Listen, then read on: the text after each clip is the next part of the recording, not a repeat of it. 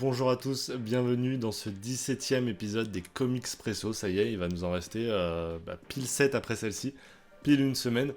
Écoutez, bienvenue dans celle-ci. Aujourd'hui, vidéo un peu particulière parce que j'ai changé d'avis il y a quelques jours sur le sujet de celle-ci. À la base, ça devait être Batman, créature de la nuit que je vous présentais aujourd'hui. Alors, je vous ai déjà présenté du Batman dans ce mois-ci, c'est pas ça qui m'a fait changer d'avis, hein. La preuve en est sur Spider-Man ou Daredevil. Mais j'ai vu dans ma palle Superman Identité secrète et je me suis dit je vais le lire. Voilà, j'ai du temps ce mois-ci, je vais le lire et coup de cœur assuré et je me suis dit ok, faut que je le mette dans ces 24 coups de cœur. On va juste remplacer son frère en fait puisque c'est le même concept. Donc j'ai enlevé Batman Créature de la Nuit dont je vous ai déjà parlé sur la chaîne de toute manière pour vous faire un nouvel épisode inédit dans lequel on va parler de Superman Identité secrète par Kurt Busiek et Stuart Timonen.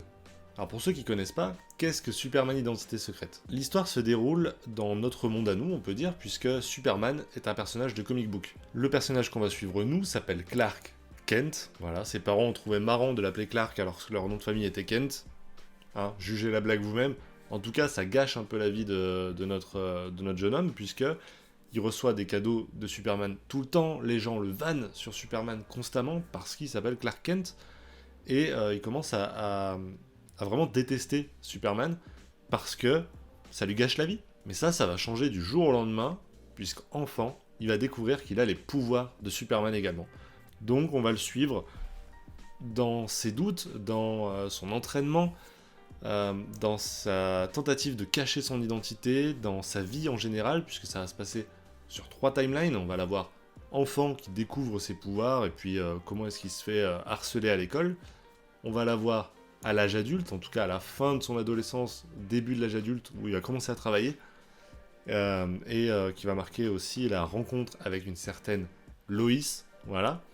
Et puis, on va le découvrir aussi à l'âge un peu plus âgé, dans lequel, écoutez, on va le voir avoir sa petite vie de famille. Ce que je trouve très fort par rapport à Batman Créature de la Nuit, qui m'avait laissé un goût amer sur ça, c'est que il n'y a pas vraiment de hasard dans l'histoire. Pour ceux qui ne connaissent pas Créature de la Nuit, c'est pareil, on a Bruce Wainwright, je crois, qui est fan de Batman, lui, contrairement à Clark, et qui va perdre ses parents, qui va avoir un oncle qui s'appelle Alfred, etc. Bref, on pense qu'il y a beaucoup de hasard, en tout cas, dans sa ressemblance avec le Bruce Wayne. Là, ici, c'est tout explicable et expliqué. Le fait qu'il s'appelle Clark Kent, des Kent, il y en a plein, et c'est pas étonnant que des parents décident d'appeler leur fils Clark, parce qu'ils pensent que c'est bien d'avoir un nom connu et de s'appeler Clark Kent. Raté. Ensuite, il va rencontrer Lois. Pareil, logique, parce que c'est des amis qui vont les forcer à se rencontrer en disant « Ah, Lois et Clark, trop marrant !» Encore une fois, logique. J'aime beaucoup ça, ils ont pas forcé jusqu'à avoir Lex, jusqu'à avoir, je sais pas, Crypto ou je ne sais quoi. Donc là-dessus, bon point, et vraiment ça a beaucoup participé à l'ambiance de ce récit, parce qu'il y a un côté réaliste qui moi me plaît beaucoup dans les œuvres, hein, vous commencez à le comprendre. Donc là-dessus, sans faute au niveau du scénario. Et du coup, ça fait des personnages ultra attachants. En tout cas, les deux protagonistes, on va dire, Lois et Clark, je les trouve vraiment très attachants, surtout Clark, puisque c'est lui qu'on va suivre du coup sur toute sa vie. Et on s'attache à lui, on comprend ses choix, et c'est très intelligent, parce que on se reconnaît en lui. Le thème principal dans le scénario, c'est l'identité secrète, c'est comment préserver cette identité, à qui est-ce que je dois le révéler, à qui est-ce que je dois le cacher, comment est-ce que je gère le gouvernement qui me poursuit, est-ce que je dois me montrer aux yeux du monde et essayer de cacher mon alias, ou est-ce que je me cache tout court et je fais juste le bien, quitte à ce qu'on me reconnaisse pas. Voilà, toutes ces questions-là que va se poser le jeune Clark Kent assez tôt dans le récit, et qui sont des questions que moi j'adore dans les comics. Maintenant, on va en venir au dessin de Stuart Timonen. Alors, qu'est-ce que j'en ai pensé ? Écoutez, c'est là où je vois les limites du fait d'être un néophyte.